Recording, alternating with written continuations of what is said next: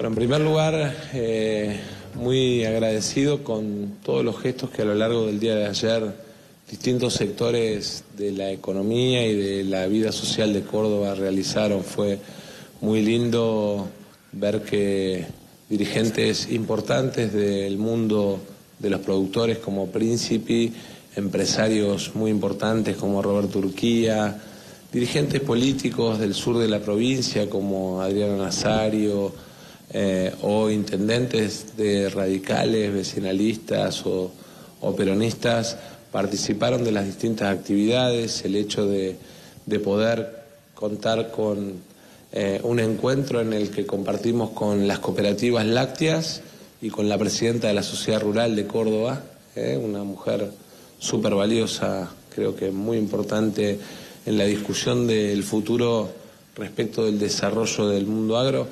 El acto, la verdad es que me sorprendió, me conmovió, me alentó mucho la cantidad de gente que fue sola con su coche, que llenó las instalaciones de un club que además es símbolo de la historia de José Manuel de la Sota, así que realmente muy contento y bueno, y hoy teniendo la oportunidad de charlar con ustedes y con otros colegas. ¿Tenía su duda sobre la visita, sobre el ánimo de los cordobeses? ¿Te está escuchando Lagarde también? ¿Qué tal? Buen día, ¿cómo va? Bien, mucho gusto, ministro, el gusto de saludarlo. Bueno, quería arrancar, porque usted ha hecho muchas declaraciones y está bueno por ahí explayarse en algunas. A mí hay una que me llamó la atención, no sé si la hizo en Buenos Aires o acá, y que está vinculada a una posible inspección del Fondo Monetario Internacional al famoso crédito en el gobierno de Macri. La pregunta mía es, ¿esa inspección es una inspección originada por el Fondo Monetario Internacional? ¿Está incluida en el acuerdo o de dónde nace? Le cuento brevemente porque sé que los tiempos en televisión son cortos. El fondo tiene, digamos, un directorio, que es el directorio que integran los países, un staff, que es la parte gerencial del fondo, que lo lidera Cristalina Georgieva, y tiene un área que es la que hace lo que vendría a ser el control del funcionamiento del fondo, que es la OEI, que funciona de manera independiente.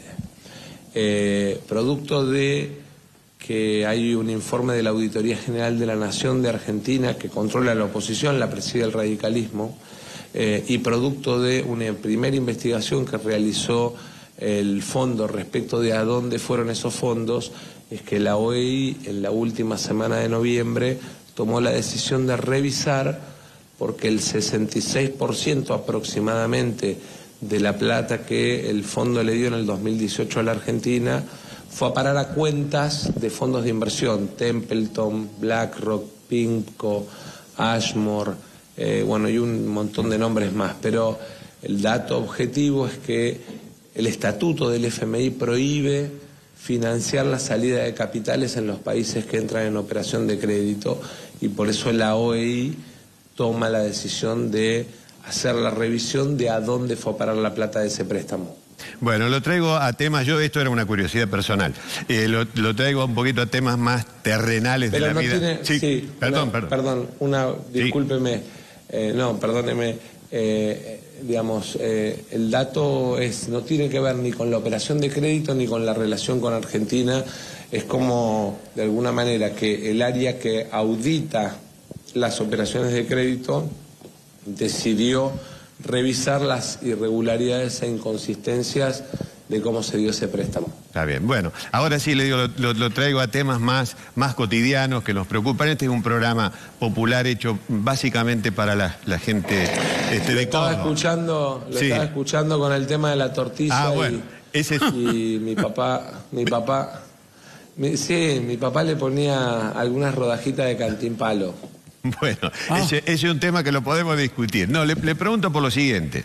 Bueno, para hacer la tortilla tuvimos que comprar papa y los precios están que vuelan. ¿Qué va a pasar con el dólar? Yo escuchaba a algunos economistas o hijos de economistas que hablan, uno de un dólar de 3.000 pesos, el otro de 700, el otro de 900. ¿Qué va a pasar si es que se sabe lo que puede llegar a pasar?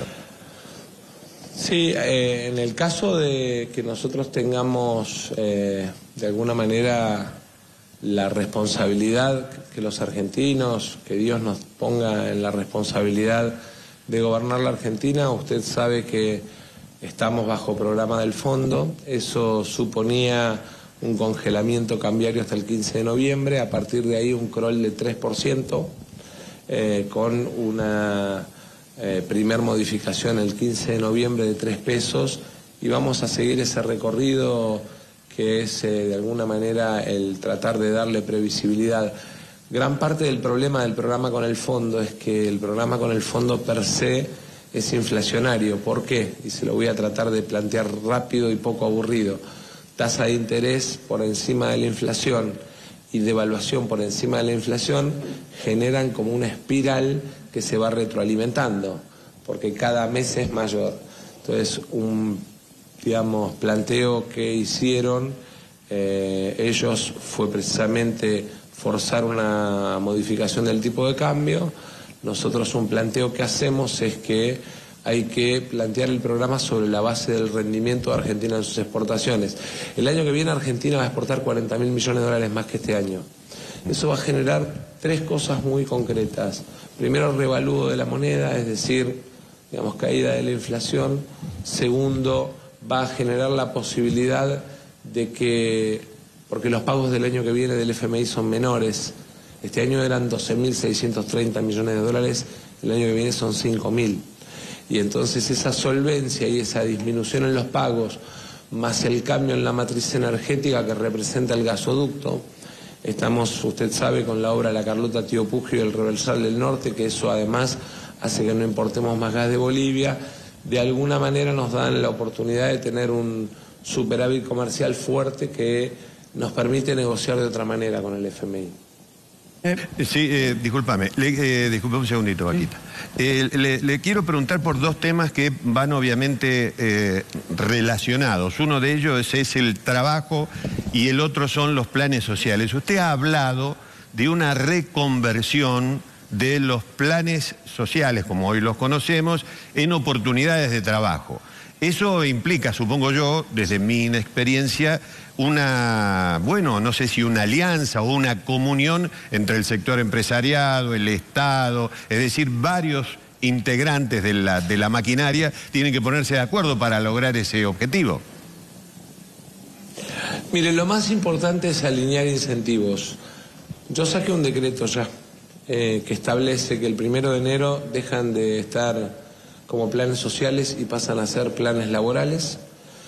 Establece la obligatoriedad de lo que es la contraprestación laboral, el presentismo, la capacitación laboral, pero además pone una enorme oportunidad en lo que es para los empresarios que tomen a esos trabajadores. Si usted, por ejemplo, tiene una pyme y toma a uno de esos trabajadores, usted paga solo la parte por arriba del plan social del salario de convenio.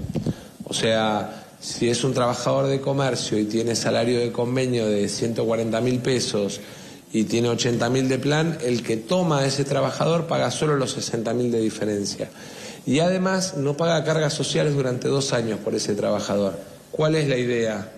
Que construyamos un puente que nos permita transformar definitivamente los programas sociales en empleo, sobre todo porque venimos de 12 meses consecutivos de crecimiento del empleo en la Argentina y hay que seguir ese camino de crecimiento del empleo formal, registrado, con derecho a la jubilación, a la obra social. Está bien. Y con respecto a la educación, usted plantea también algunas modificaciones por caso que la que recuerde es una orientación más tecnológica. ¿Cómo es ese proyecto? Le hago un recorrido rapidito desde que nacemos hasta que terminamos la universidad, si me lo permite. Sí, con todo gusto. En primer lugar, el gran desafío es, centros de desarrollo infantil y unidades de desarrollo infantil. ¿Para qué? Para que cuando la mamá se va a trabajar tenga al hijo en un centro de desarrollo infantil, en un jardín de infantes. Hemos planteado la suba a 8 puntos del PBI de la inversión en educación. Vamos a construir 724 de esos jardines y unidades de desarrollo infantil.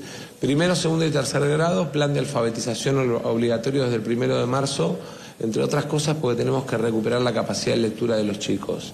Desde el 1 de marzo, cuarto y quinto año, matemática, robótica y programación obligatorias en la escuela secundaria. ¿Por qué? Centralmente porque son actores centrales en el nuevo mundo del trabajo. Lo vemos en los chicos y cómo trabajan con el teléfono y con la notebook, y entonces el colegio tiene que, digamos, prepararles las herramientas para ahí.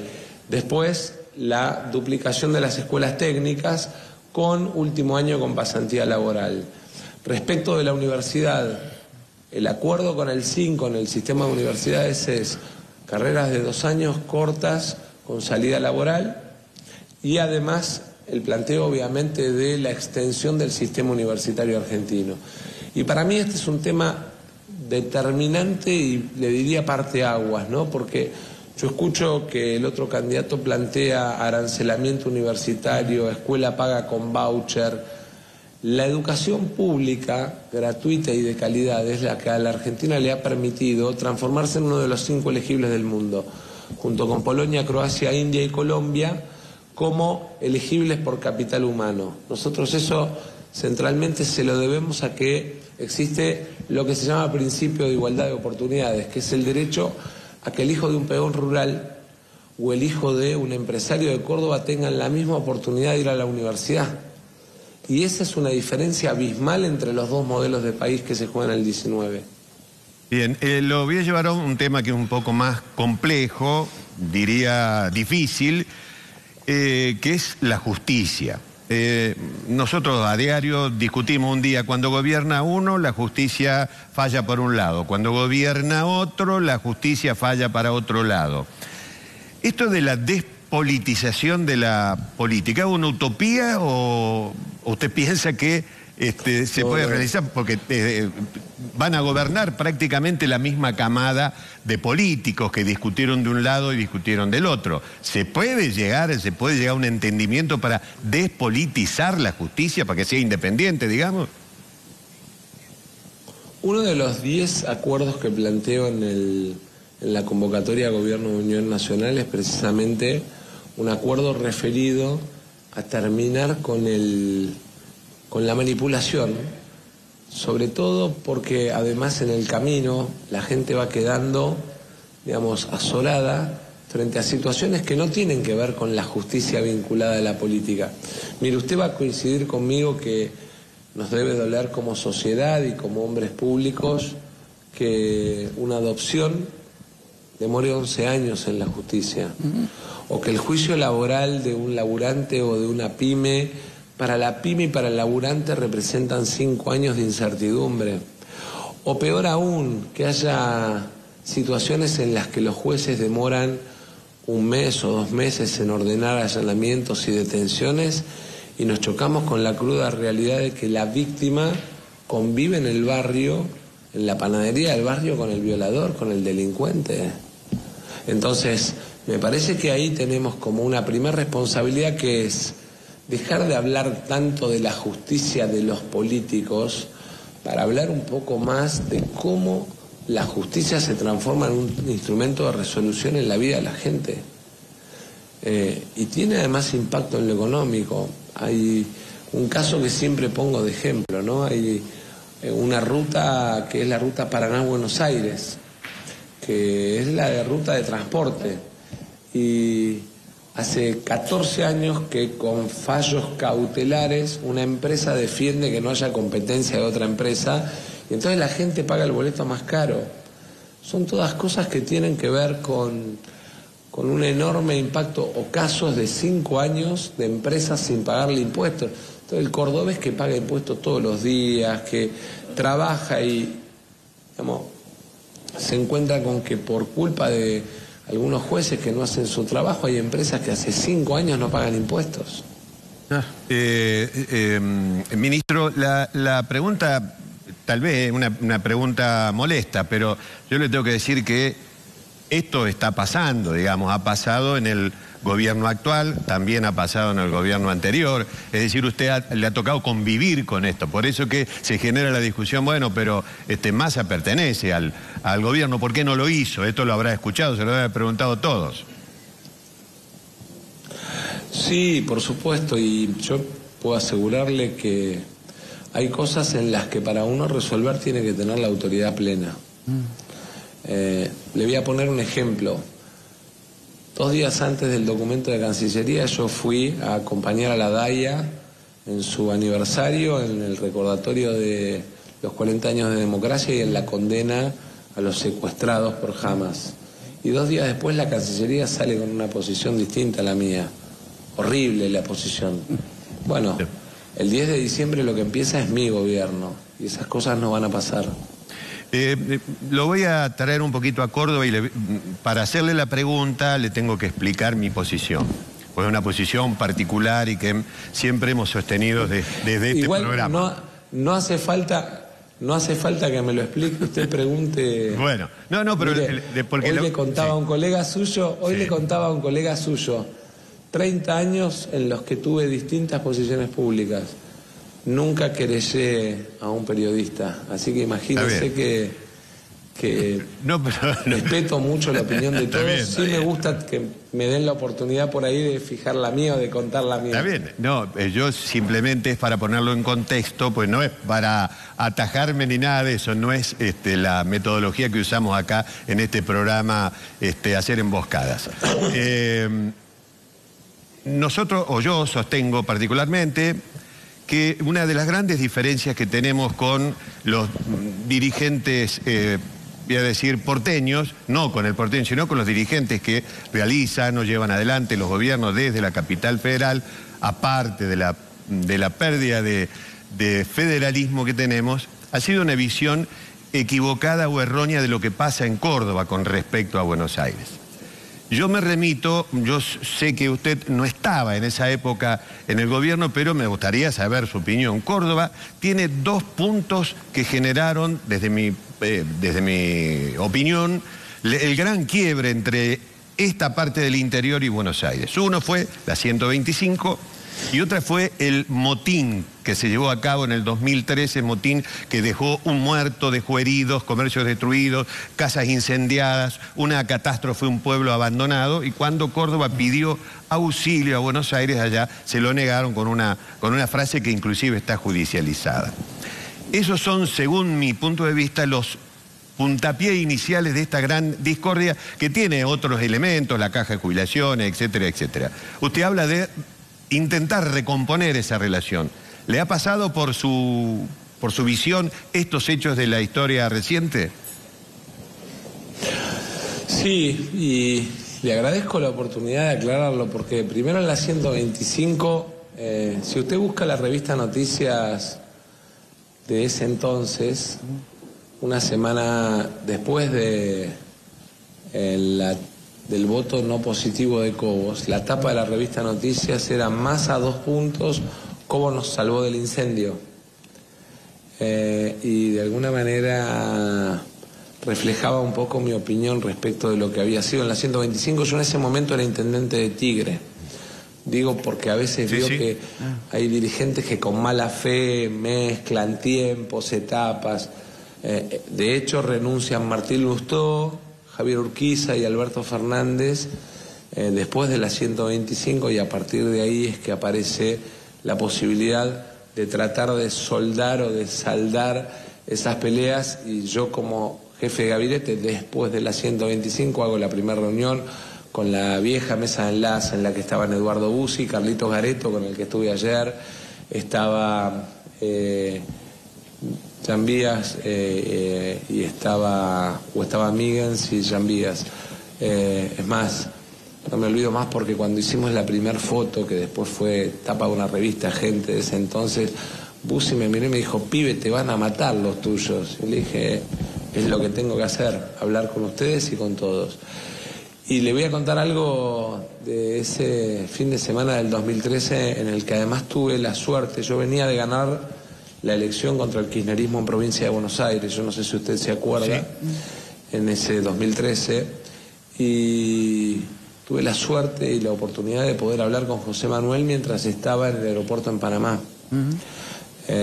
Y si usted revisa los diarios de ese entonces, mi posición fue pública también de rechazo y repudio a ese punto, pero sobre todo de solidaridad con José, con quien ya empezábamos a soñar lo que después terminó siendo el acuerdo entre el Frente Renovador y Unión por Córdoba, que terminara en el 2015, y que José, digamos, con tanta buena fe y con tanto cariño me ayudara y me acompañara.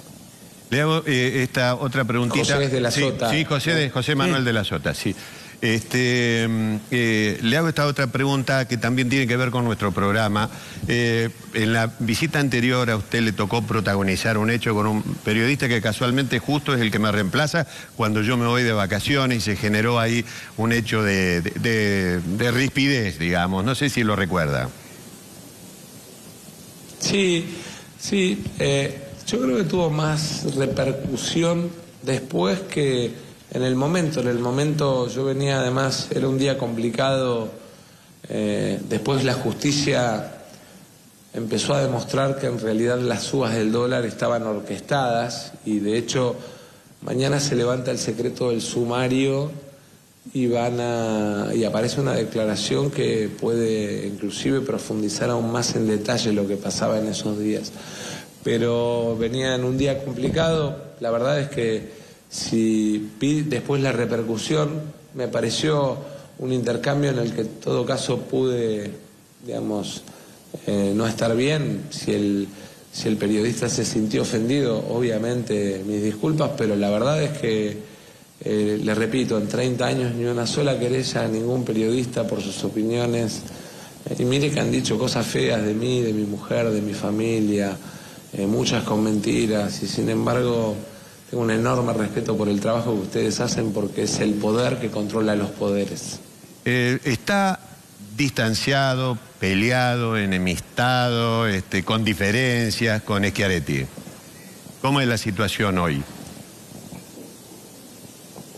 No, yo estuve charlando en los dos debates, en los intermedios nos cruzamos, nos saludamos cordialmente, charlamos más cosas de ocasión, ¿no?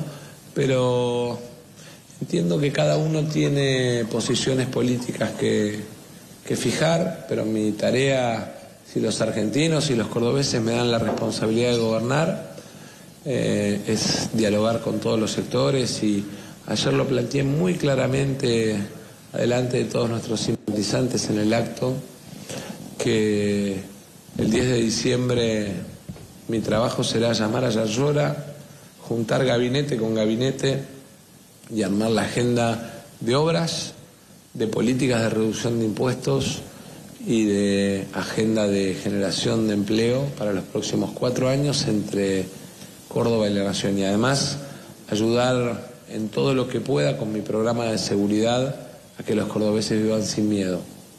Mi compañero Daniel Potenza le quiere hacer una pregunta. Doctor Massa, ¿cómo le va? Buen día. Daniel Potenza lo saluda. 2 preguntitas cortitas, así aprovechamos el tiempo que nos queda, y lo traigo otra vez al tema de la economía, que le importa tanto a la gente en estos momentos, con todo lo que está viviendo el país desde el punto de vista financiero, económico y el sufrimiento que tiene la gente. El 19 de noviembre, pase lo que pase, después, el 20, Argentina tendrá que devaluar, y la segunda parte es, usted recién dijo que el año que viene habrá una reducción inflacionaria en la Argentina, y ya contó los motivos. Sin embargo, algunos observadores políticos y algunos economistas, como el caso de Domingo Cavallo, conocido especialmente en Córdoba, pronostican una inflación para el 2024 del 300%. ¿Usted qué opina de todo eso? No, me parece que ahí aparecen opiniones diversas. Primero, Cavallo plantea que la inflación podría ser esa o mayor si hay dolarización. Yo leo y le voy a confesar algo: cada tanto, cuando tengo alguna duda o alguna cosa que saber, levanto el teléfono o le escribo por WhatsApp y le pregunto a Cavallo cuando escribe por ahí por qué promueve el desdoblamiento. Yo en eso no tengo la humildad de preguntarle a otro la opinión sin vergüenza. Pero me parece que ahí el planteo está más vinculado a qué significaría la dolarización, ¿no? Porque en nombre de la dolarización y esa fantasía que le han construido a la gente de que va a cobrar en dólares, lo que hay escondido es una mega devaluación. Está bien. Y el impacto que eso va a tener en la economía, porque es, digamos, primero unificación cambiaria y después dolarización. Eso es licuación del salario, destrucción de las empresas y el valor de los activos argentinos, y es de alguna manera de un impacto brutal, enorme en el bolsillo de la gente. Respecto del impacto que puede tener la diferencia entre hacer crawl o no, yo creo que confío mucho en el crecimiento de las exportaciones argentinas del 2024 y las primeras lluvias en ese sentido nos están dando la razón. Ayer en James Craig estábamos saliendo en el medio de la gente y había una zanja, ¿no? Y me terminé con el zapato y el traje en el medio de la zanja. Y uno de los productores me dice: quédese tranquilo, que es una buena señal, significa que el año que viene vamos a tener buena humedad de suelo para producir. ¿Y a usted le toca ganar, va a devaluar, ministro? No, yo ya planteé, es más, conté que el 3% de crawl es el crawl después del congelamiento cambiario desde el 15, 3% en el mes y el primer día 3 pesos, además para que quede claro que va a ser 3. Bueno, ministro y candidato a presidente, tengo que terminar porque termina el programa. Le agradezco mucho la gentileza de habernos esperado allí para... No, yo le agradezco enormemente a usted porque sé que la enorme mayoría de los cordobeses en el trabajo, en su casa, en todos lados lo escuchan, y que me dé esta oportunidad de poder hablar con los cordobeses es muy importante para mí, así que se lo súper agradezco. Bueno, muchísimas gracias, que tenga un buen día.